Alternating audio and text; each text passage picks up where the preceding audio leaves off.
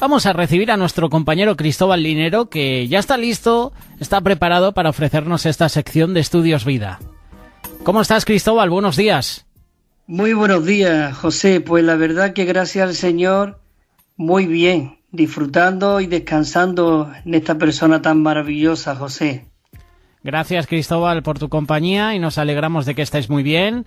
Te despedíamos el pasado viernes, llega otro viernes más, el segundo del mes de octubre, y estamos ya expectantes a que en este día, en este viernes, nos presentes el espacio que tienes para nosotros. Pues sí, estamos aquí preparados porque quiero seguir compartiendo sobre el árbol de la vida.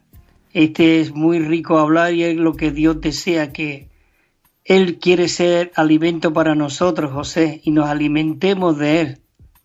Pues un tema muy interesante, Cristóbal, cuando tú quieras. Pues muchas gracias. Entonces comienzo, José. Bueno, queridos hermanos y hermanas, como hemos comentado, qué maravilloso que el propósito, el deseo del Señor, desde Génesis hasta Apocalipsis, no había otra intención ni otro deseo, sino que nosotros pudiésemos comer al Señor. Al comer al Señor, Él se hace uno con nosotros y nosotros uno con Él. Es muy interesante porque desde el principio podemos ver el árbol de la vida en el primer capítulo de Génesis y en el último capítulo de la Biblia, en el capítulo 22, podemos ver también que hay un árbol de vida, hay un trono y hay un río de agua de vida. Cómo podemos ver el Dios triuno ahí, algo maravilloso. Y lo más maravilloso que hay en la Nueva Jerusalén, de que hay una sola calle. Qué bueno que todos los hermanos y hermanas en un día estaremos en una sola calle. Ya no habrá muchas calles, ya no habrá muchos grupos, sino una sola calle y un andar.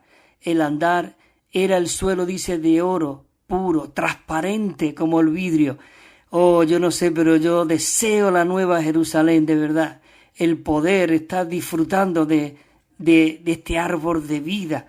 Bueno, como a mí me encantan los escritos de Juan el apóstol.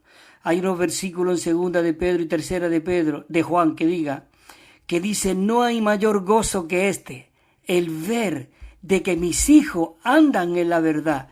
¿No es maravilloso, hermanos y hermanas, de que en esta mañana nosotros podamos estar aquí involucrados, disfrutando de la verdad y andando en la verdad?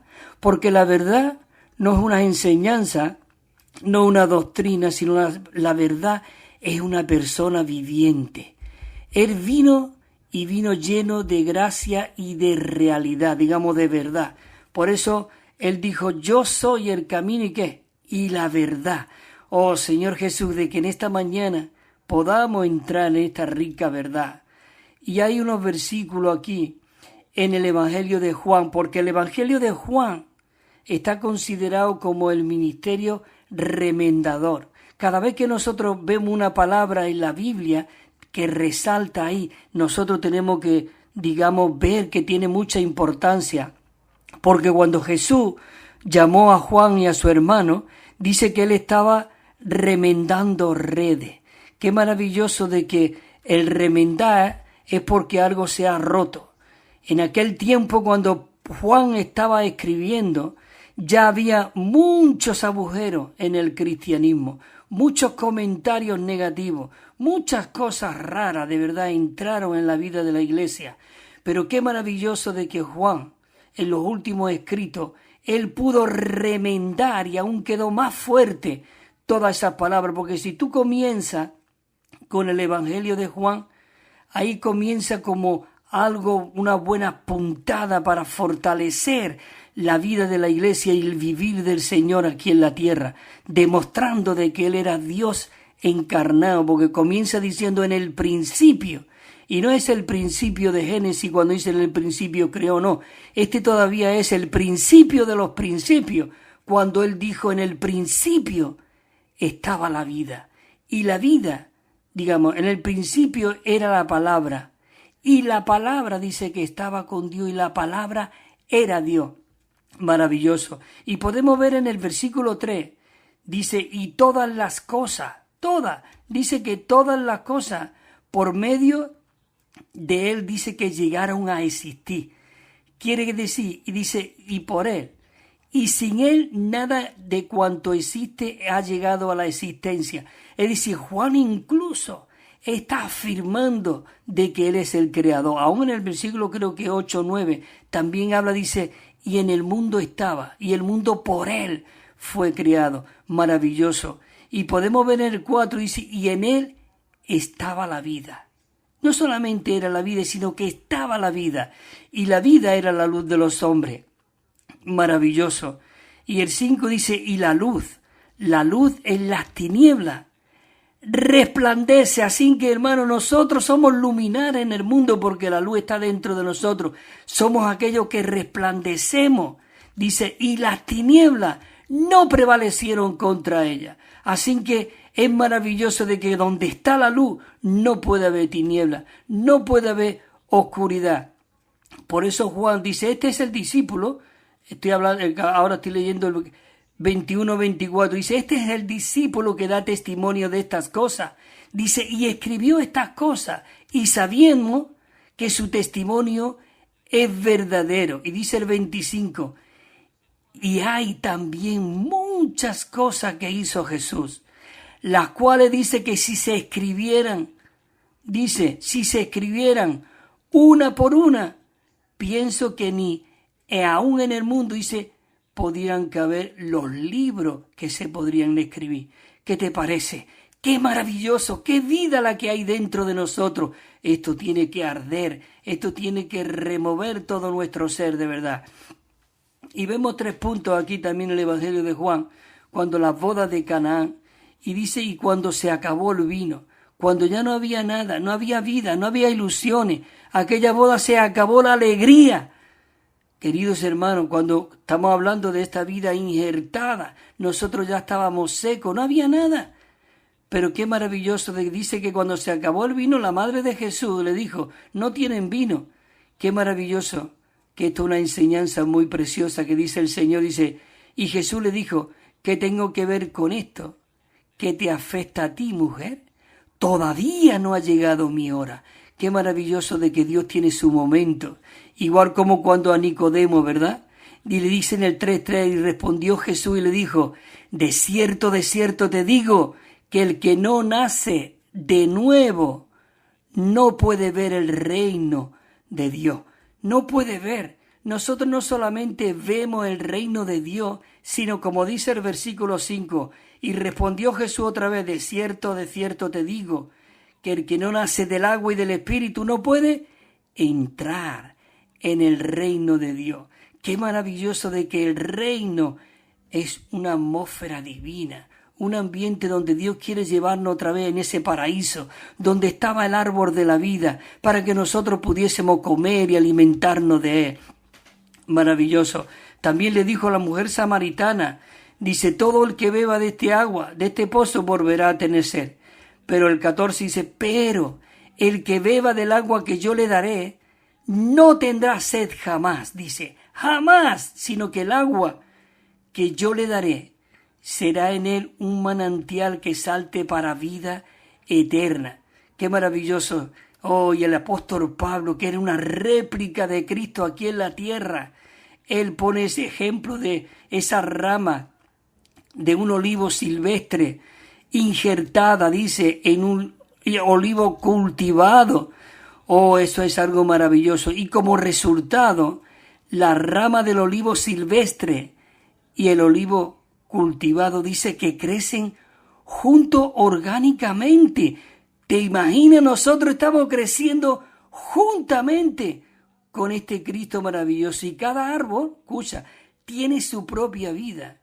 Pero ahora, estas dos vidas, la vida divina, la vida humana mezclada hoy con nosotros, y aquella persona que estaba aquí en la tierra, Jesús, que era un Dios hombre, la vida divina con la vida humana, oh, dice que esa vida ahora está creciendo en nosotros juntos orgánicamente y tiene un solo producto. ¿Qué producto? La vida divina. Hermanos y hermanas, a fin de que una clase de vida sea injertada en otra, dice que las dos vidas deben de ser similares. Por ejemplo, no es posible que nosotros podamos injertar una rama de plátano, de una platanera, a uno de durazno, por ejemplo. Sin embargo, sí es posible de que se pueda injertar la rama de un durazno más pobre, digamos cuando ese árbol crece y ese fruto está amargo, seco y todo eso. Entonces sí se puede injertar porque es una vida similar. Porque por eso nosotros ahora veremos que fuimos creados a la misma imagen de Dios. Por eso dice que ese durazno sano y productivo, porque la vida de estos dos árboles, claro, son similares, por eso pueden ser injertados y podemos aplicar el mismo principio de que la vida divina se imparta hoy en el hombre. Maravilloso, maravilloso. Dice que la vida divina no puede ser injertada ni en un perro ni en un león, aunque tiene vida, pero es que no son vidas similares. Pero es porque no hay ninguna semejanza entre estas dos vidas. Pero nuestra vida humana, hermanos y hermanas, esto nos anima, pueden ser unidas a esta vida divina debido a que fue creada a la imagen de Dios y a su semejanza. Maravilloso. Aunque nuestra vida humana no es la vida divina, pero es muy semejante. Por lo tanto, estas dos vidas pueden ser injertadas fácilmente y crecer juntas orgánicamente. Y ese árbol injertado obtendrá, dice, una vida más rica y más dulce y rica. Y el árbol pobre, dice, no desaparece. Más bien que la vida del árbol rico y dulce crecen como una sola entidad. Y una vez más vemos que esta vida, dice, es una vida injertada. Maravilloso. Además dice que conforme a la ley natural ordenada por Dios, no es la vida pobre, digamos, no nosotros, esta vida que a la menos está contaminada, no es la vida pobre la que, dice, la que afecta a la vida más rica, sino es la vida más rica la que beneficia al deficiente, a nosotros. Maravilloso. Señor Jesús dice que la vida más rica absorberá, ¿qué? Todos los defectos de la vida pobre, y de esta manera será realmente transformado, así de que bajo el mismo principio, nosotros que hemos sido injertados en Cristo, Él absorbe, de hecho está absorbiendo todos los defectos, pero no elimina nuestra propia vida. Por el contrario, mientras Él está absorbiendo nuestros defectos, Él está elevando esa humanidad. Él eleva nuestra mente, o no está elevando tu mente. ¿No has cambiado tu mente, tu manera de pensar? Pues claro que sí. Ya nuestra mente no se está conformando a esta vida. No. Ni nuestra voluntad, ni nuestras partes emotivas, ni todas nuestras virtudes. Maravilloso. Señor Jesús, esa vida injertada es la mezcla de la vida humana con la vida divina. Por eso repito mucho este versículo de 1 Corintios 6:17. Yo no sé, pero yo no me canso de verdad de leerlo, aunque sea muy repetitivo, pero necesitamos. Pablo dijo en Filipenses, creo que era el capítulo, dice, y a mí no me es molestia el repetiros las mismas cosas. Sí, necesitamos que sea repetida muchas cosas. Bueno, vamos a leer este versículo. Dice, pero el que se une al Señor es un solo espíritu con Él. Maravilloso. Señor Jesús. Otro punto dice que al realizarse un injerto, dos vidas similares son unidas y después crecen juntas. Lo hemos visto orgánicamente. Hay aquí unos versículos. Dice, porque si tú fuiste, en Romanos 11, dice, porque si tú fuiste cortado del que por naturaleza es olivo silvestre y contra naturaleza fuiste injertado en el uvo y cultivado, ¿cuánto más? Esto que son las ramas naturales, dice, será injertado en su propio olivo. Maravilloso. Eso habla de los judíos. En su día ellos serán injertados. Tienen que ver y reconocer de que Jesucristo es el Señor. Así que puesto que nuestra vida humana fue hecha a la imagen de Dios y conforme a la semejanza de Dios, puede ser unida a la vida divina. Aquí hay un versículo que en Génesis dice, y entonces dijo Dios, Génesis 1:26, y entonces dijo Dios, hagamos al hombre conforme a nuestra imagen, conforme a nuestra semejanza.